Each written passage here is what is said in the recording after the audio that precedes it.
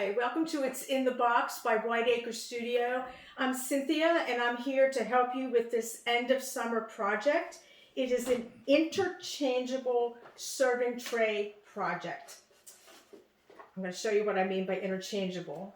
The front of your tray is magnetic and comes off. And I'm doing this blind, but voila, you can change the front of your tray. Some of the projects we've done in the past have been purely decorative.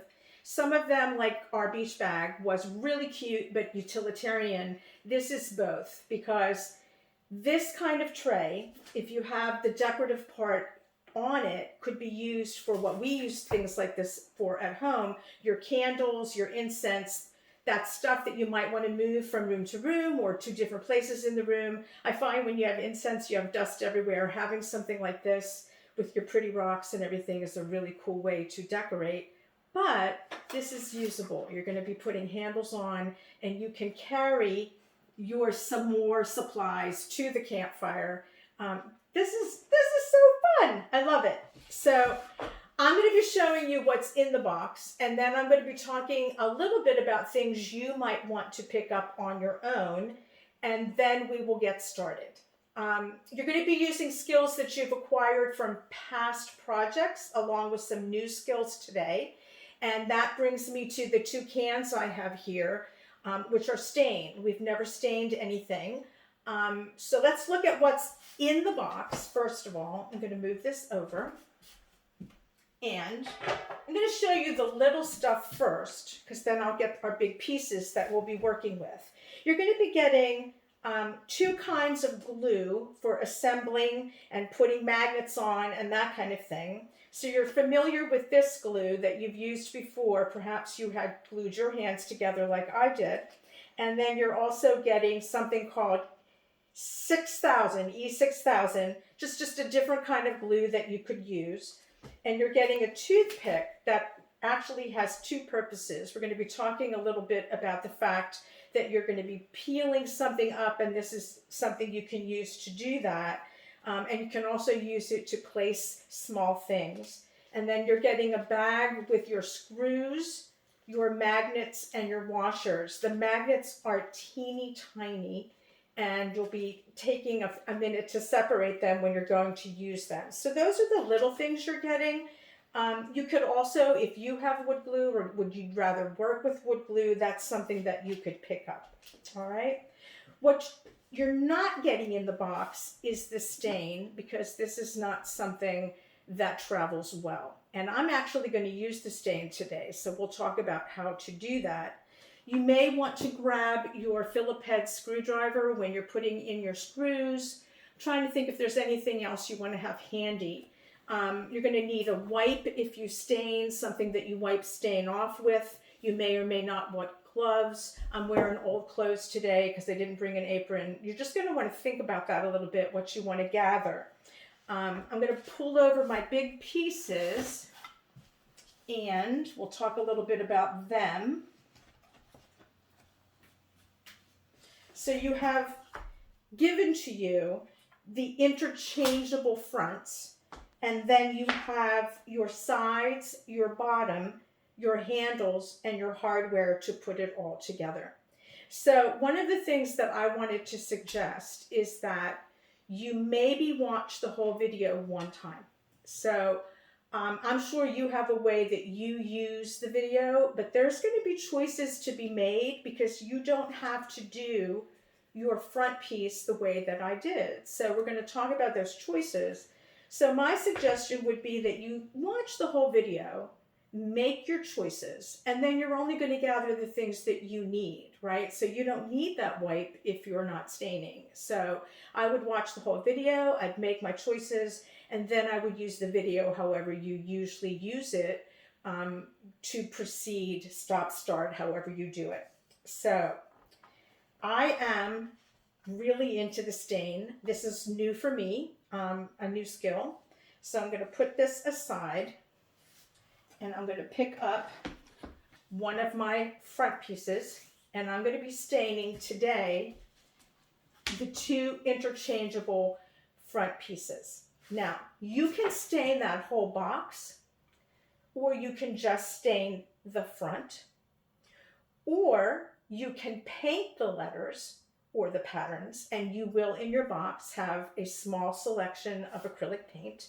You also, by now, you've worked with paint a lot, you know where to get it, and you can make your color choices from there. You might want to grab some masking tape because you have, when you just go to work with this, you're going to find that there's a peel that you're going to be peeling up. So masking tape might be helpful to get some of that off. And I'm going to be talking a little bit about other things you can do separate from what I'm doing here today with the stain. All right. So where is it? Where is my some more station? Okay. Because that one you can see the letters. You can choose to only take the sticky tape that's on there off the letters, and then you could paint those and then stain the whole thing over the paint, and the paint would keep that stain from absorbing into the wood on those letters. Okay? An option would be to peel the tape only off the letters, paint them with a watered down wood glue, and then remove the rest of the paper and stain over the entire thing. So what that would give you is a natural wood letter behind the stain because that glue was on there and it couldn't absorb. And then the final choice would be to paint freehand, take your sticky tape off, the coating that's on here, and freehand the letters or the designs. When you have this in your hands, you'll be able to see that there's some intricate, cute little things going on in here. So that might be a fun thing for you to paint. I personally wanted to do stains, so that's what I'm going to demonstrate today, and we're going to get ready to do that right now. So I'm going to use the one for demonstration that has the letters so that you can understand that this toothpick, if you're doing the method where you're going to be painting the letters, you can use this to help pry up the sticky tape that's on the letters. I personally am going to be staining the entire front, so I started the corner of it, and I'm going to pull that up, and then I'm going to go back with some duct tape and lay it on the design and use it to lift. So I don't know why, because I'm not actually a female waxer, but I think that's what this looks like. So I hope this isn't painful for you to watch. But you're going to be using this. This is much easier than doing everything individually. To peel up the big pieces, and then you're going to go back with your tape because you're going to see you have some really little stuff in here like marshmallows on sticks. I need another piece of tape. Here it comes. Start down here. So you're just putting it down and ripping it up.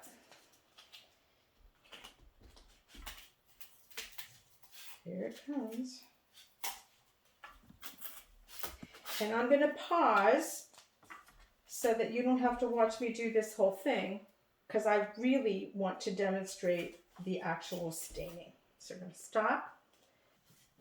So I want to talk a little bit about that process, because this is one of those things that you can't do wrong. There's nothing you can do wrong. And so if this is one of those things you want to give your kid to do, give your kid the duct tape and let them pull up for you, great.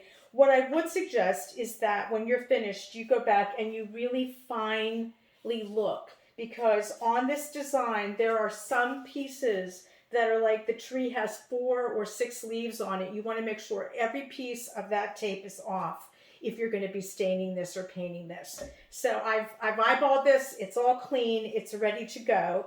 I have gloves on today to do the staining. I have a disposable rag for wiping off the stain, because basically the process is you put a liberal amount of stain on, you let it sit for 2 or 3 minutes, and then you wipe it off. And as you wipe it, you're going to see that it goes in on, to the crevices. So let's have some fun with some messy stain. So again, you might want to have something on your table. Your strokes, because we've done, sort of, dabbing kind of painting. This is not a dabbing project. You want smooth strokes because you want that stain to get on evenly.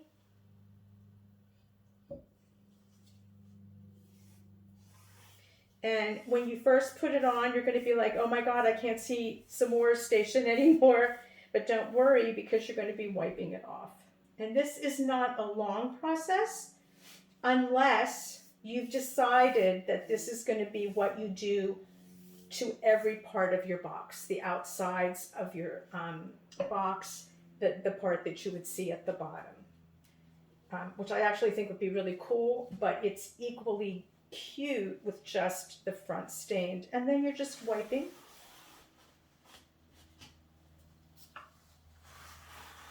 So this is the magical part of this, is how it looks when you wipe the stain off. It's a little smelly. You might want to open a window. And then just go back and sort of, again, eyeball that you have, I don't know what you want to call it. It's going to be variegated, but you just want to make sure you don't have really, really wet spots of stain. So now that I've experienced stain, I will be staining my little heart out at home because I have some things that call for this. All right. The magic of this printer who makes these parts for us is that this design is truly intricate. It's adorable. And I'm going to show you a stained frontispiece. Okay. And we are ready, when this is dry, to start building our box. So you have two pieces that will be screwed together with your handle, and these are your sides. So your sides are two pieces. You have your bottom, and then you have your longer sides. So we're going to start, you're going to be finding your screws in your little bag. And again, I said you're going to do much better if you have a little screwdriver. So you're going to start by aligning the holes in the wood. Your screw is going to be coming from the back. The handle is going to go on. There's a hole in the handle. And then you're going to be using your screwdriver to screw that in. Okay? So I'm going to flip it.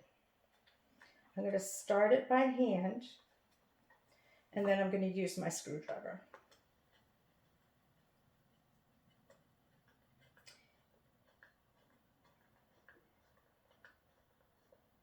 And here's what I'm going to say about this screwdriver. If you don't have one of these, get one.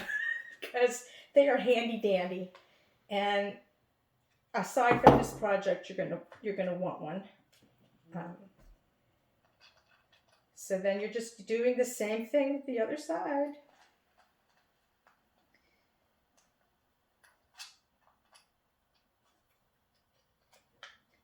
There we go.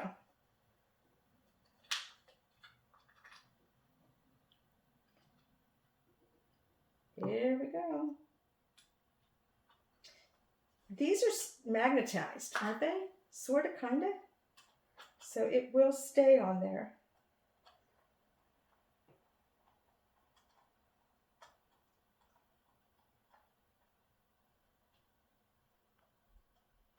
I feel like it's in the wood, but not. There we go. There we go. It is a loose fit. Don't panic about that. It doesn't come apart. It's just not tight, tight, tight. Okay. So you're going to be doing that 2 times. You're going to be putting the handle on this as well. And then you're going to be putting those sides onto your bottom, okay? And there's a very specific name for this. I don't know what it is. You're putting that slot in this right here. So this is the puzzle part of it. How cool is that? Okay.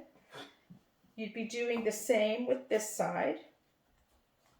I don't have this one put together, but you understand, all right? And then you're going to be fitting, and I would suggest putting it this way to put these sides on, and I'm going to show you that in a second. When you're putting on these sides, you're going to use a little bit of glue between the tabs. So when it goes together, it is holding in place, all right? Grabbing one of my long ends so that you can see what I mean. So you have the big slots at the bottom, you have small slots at the side, and you are lining them up.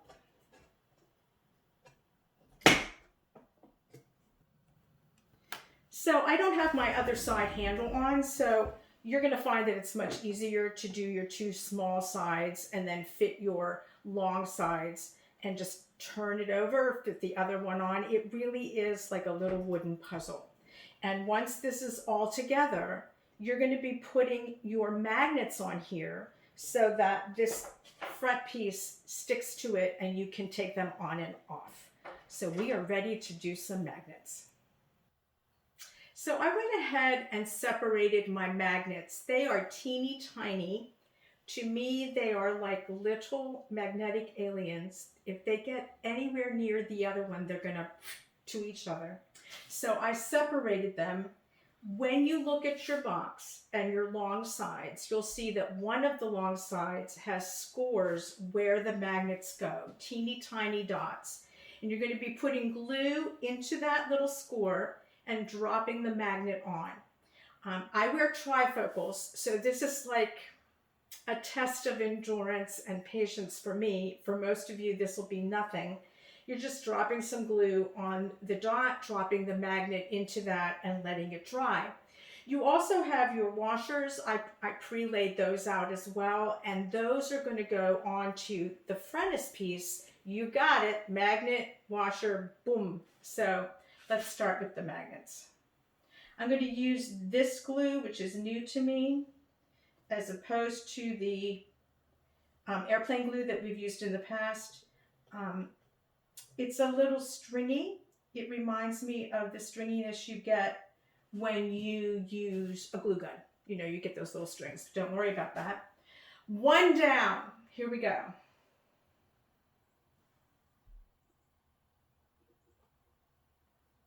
I'm using my lid to prevent more glue coming out than I want. I'm getting the magnet in, and you have your toothpick. You've used it to take the letters off, to peel perhaps, and now you can use it instead of your fingers if you don't want to get your fingers into the glue. So I made the sample with the airplane glue, and I actually found that a little more difficult. So this might be the way to go, but whatever glue you like. And remember, you also used your glue when you were assembling to put a little bit between your tabs. So I did not do this because I am going to be, when I finish this, staining. I'm going to go for it. I'm going to stain the whole box. But it looks really nice even if you only stain the front.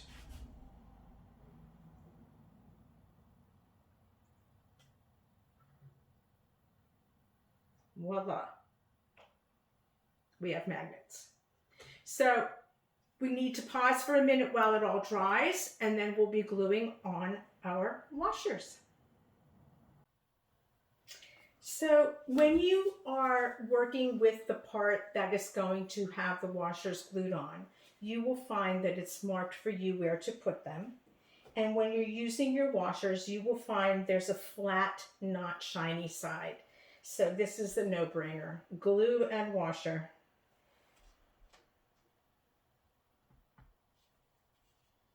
So when I was doing the sample, I found putting the magnets on, as I like to say, a little fiddly, but this time it wasn't. So I would say the biggest challenge is the assembling of the box and just getting the slots to fit. But it is perfectly cut and made, and it will in fact assemble.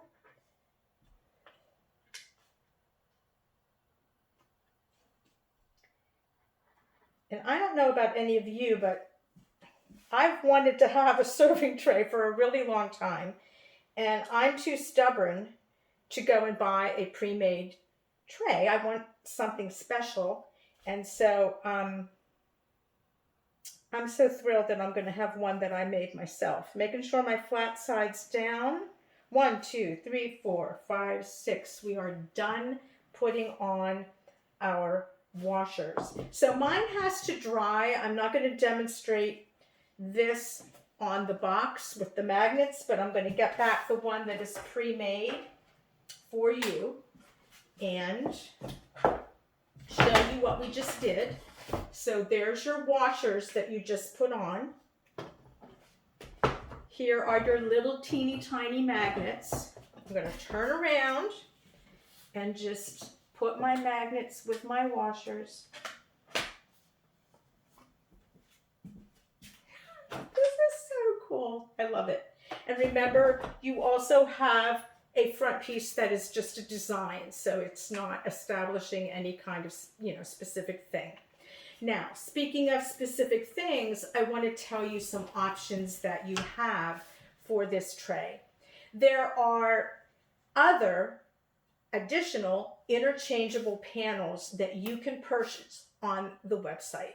You are going to get a discount code if you're interested in buying any of those. I personally am going straight for the one that says coffee. All my friends have coffee stations in their house, and this for me is the beginning of that cute little nook where you get your coffee. You have available for you things like the s'mores. So there's one that says hot chocolate, there's one that says coffee, and then there's also seasonal choices. So Merry Christmas, Happy Hanukkah. There's one for Thanksgiving that says give thanks. There's one Happy Halloween, Happy 4th of July. And then if you're interested in a second pattern, this one is very sort of hippie-ish. It's called boho. You also can get one that's more geometric, which is a herringbone pattern. But the bottom line is you can walk out to the patio with this. You can put this on an ottoman, the way people use ottomans as coffee tables, or you can put this on a shelf and create those still lifes with the candles and the gorgeous stones and all of those things. It's very versatile. You've got a lot of choices to make about how much of the natural wood will show and how much you want to stain or how much you want to paint. It's very personal, it's very fun, and it's a fabulous way to end the summer. This is Cynthia within the box. I can't wait to see you when we hit fall.